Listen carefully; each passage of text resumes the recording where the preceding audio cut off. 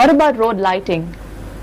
Does that Very also? important. I mean, we've seen even in urban areas there is no proper road lighting on the. I mean, during the nights, and that also contributes a lot when you because when you put your headlights And full everyone on. drives with their high beams on. Exactly. That's another issue. Right. That's very wrong. And then police are not enforcing those things. Right. Lighting, yes, but there are areas where lighting may not be required or it is not there. But then on those roads, there are other measures to help the drivers to find out where the center meridian is and where the end of the other end of the lane is. Now, those things must be there. Right. You also mentioned driver fatigue, and you cited a law which I found quite surprising. What was that?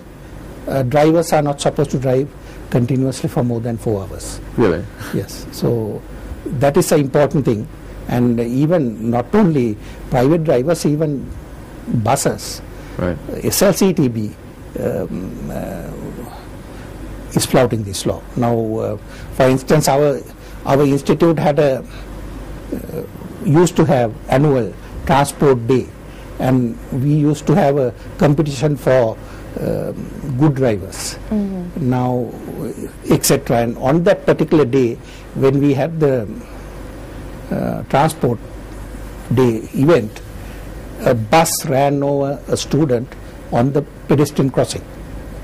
Oh. So that created a lot of news saying you all are talking about transport, road safety, blah blah. But this is what happens. Ultimately, when investigations were done, that driver has been driving for more than 4 hours.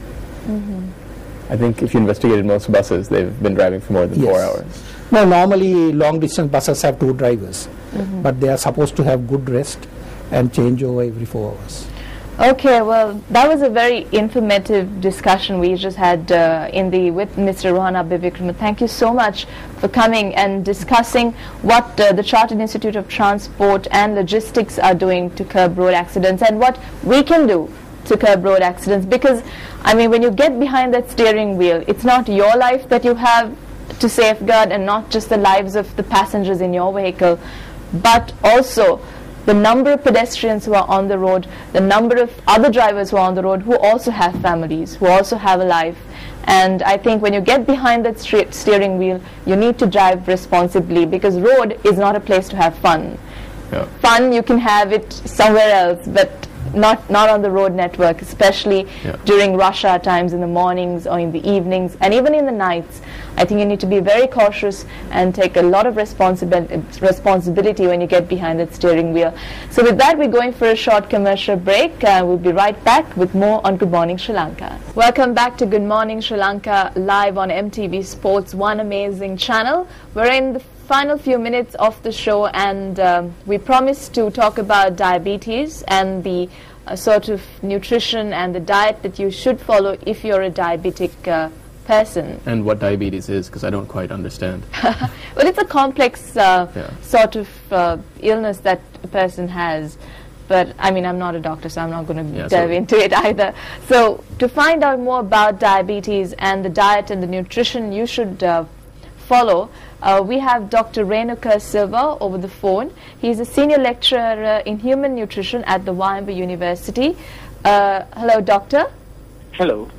Doctor, very good morning and welcome to Good Morning Sri Lanka. Good morning. Doctor, starting off with diabetes, could you just give us a brief overview of diabetes in Sri Lanka? Sorry, can you repeat the question?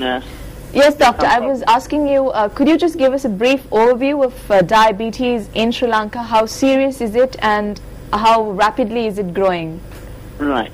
The recent the statistics shows that at least 10% of the Sri Lankan population is suffering from diabetes. So when you take 100 people, 10 of them might be having diabetes.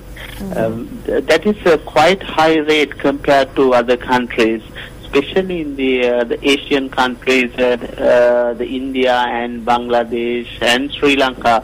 The rates are increasing, and in the last few decades, in Sri Lanka especially, the diabetic rates have increased, and that's because of the dietary pattern and the lifestyle of the people. Mm-hmm. And that kind of brings us to the question, Indy, about you're talking about the dietary pattern, Doctor. What do you think, in the diet, in the Sri Lankan diet, contributes to diabetes? Actually, the rather than the diet, it's mainly the less physical activity. Most of the people now get used to the television and the vehicles and the computers and the different types of household equipment. So then they don't do much exercises, and that is one of the problems. On the other hand, they eat a lot, especially the refined foods. What I mean by the refined food is the carbohydrates, the flour, the wheat flour, and also large quantity of rice. I would believe that it's the main problem in our Sri Lankan diet. So there must be a balance in the diet. Hopefully we can talk about this, the balance in the diet, but major problem is too much of refined foods, sugars, and the fats, and the carbohydrates. So how much rice should we eat? Because if I go to a relative's house and I don't take another helping of rice, they get very offended. Sorry? How much rice should we be eating? Yeah, when you are eating rice, the Sri Lankan traditional way of eating is a big heap of rice on your plate, which is not the correct thing right now. The reason is you can argue that we are the nation eating rice for all three meals. However, not like our fathers or the grandparents, we are not very active. So then we have to cut down the rice per meal. And let's say that you have to eat only 1/4 of your plate with rice, and all other the space should be filled with vegetables and the other foods such as the beans and the different other things. But that's how you have to cut down the rice. And also, Doctor, what are the other substitutes you think that a person who has diabetes could eat, if not for rice? Yeah, the diabetes should eat more fruits, vegetables. There's a myth that the fruits can increase the blood sugar, but that depends on how much you eat and what type of fruits that you eat. But fruits and vegetables in general are better, so then they can substitute the rice that they reduce with the fruits and vegetables, and also the other seeds such as the beans and the mung beans, and the chickpea and those type of things. Even dal would be better. So and also they can have protein containing foods and animal foods, but they have to go for the lean meat rather than the fatty part. Right. So what are some of the symptoms of diabetes? Sorry? What are some of the symptoms of diabetes?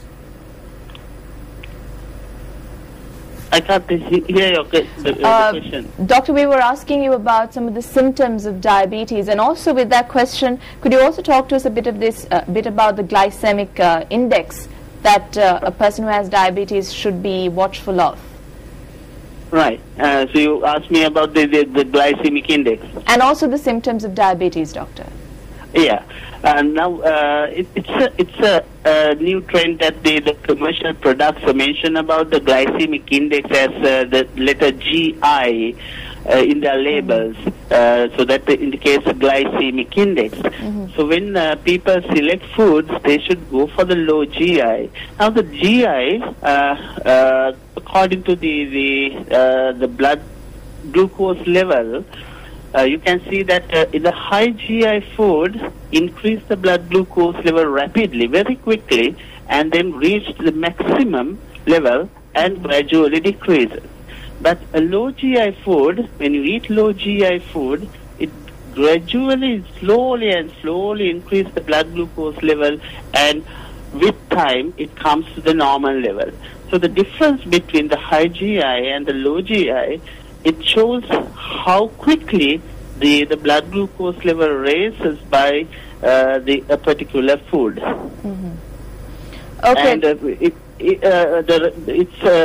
importance to the diabetes, the problem of the diabetes is that they are unable to control their blood glucose level. So then they have to plan their meals choosing foods that have low and medium GI. If they eat high GI food, then always they have to combine it with low GI food, so then they can have a balance.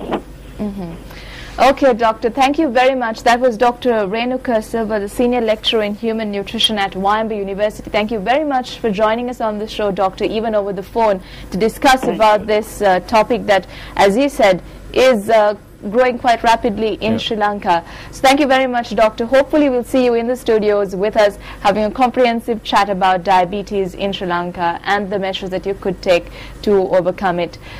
So with that, we conclude this morning's Good Morning Sri Lanka. It was a very informative show today. We had a lot of interesting topics that we spoke about. I think we spoke about some first world problems, cars, eating too much rice. Yes, and so that's it from Good Morning Sri Lanka for today. Thank you very much for joining us. Hope you have a great day ahead. Take care.